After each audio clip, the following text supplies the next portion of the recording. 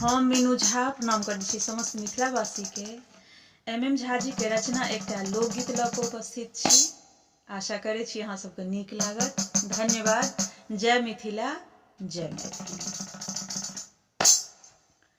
शौख लागैया हमरा, शौख लागैया,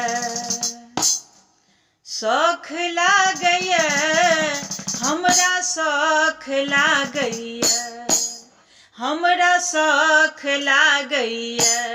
इंग्लिश बाजू ने यौ बलम जी, हमरा शौख लागैया।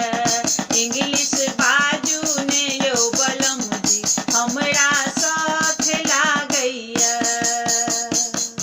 शौख लागैया हमरा, शौख लागैया,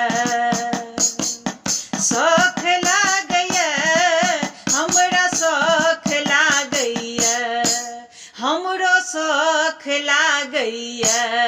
इंग्लिश बाजू ने यौ बलम जी, हमरा शौख लागैया। इंग्लिश बाजू ने यौ बलम जी, हमरा शौख लागैया।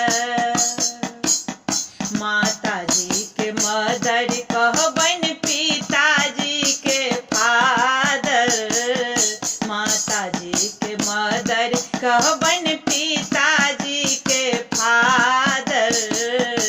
बेटा के सन कहबै, बेटी के डॉक्टर। बेटा के सन कहबै, बेटी के डॉक्टर। हमरा कहब अहाँ, हमरा कहब अहाँ, कहब माय डियर। हमरो शौख लागैया, हमरो शौख लागैया।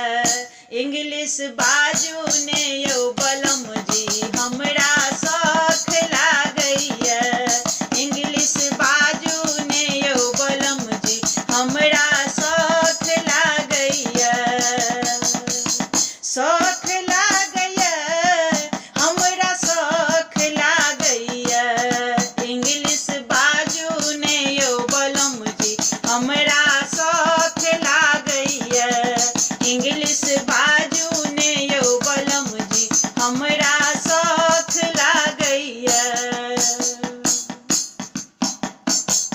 शहर के टाउन कहबै, गाम के विलेज यो। आदमी के मिस्टर कहबै, औरत के मिसेज यो।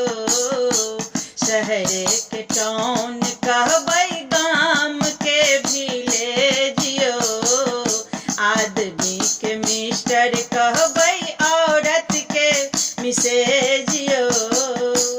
हमरा कहब अहाँ, हमरा कहब अहाँ, कहब माय डियर। हमरो शौख लागैया, हमरो शौख लागैया। इंग्लिश बाजू ने यौ बलम जी, हमरो शौख लागैया। इंग्लिश बाजू ने यौ बलम जी, हमरा शौख लागैया। दिन के लंच करबै, रात के डिनर। दूर न जेबै, सब दिन रहबै हमरा नियर। दिन के लंच करबै, रात के डिनर। दूर न जेबै, सब दिन रहबै हमरा नियर।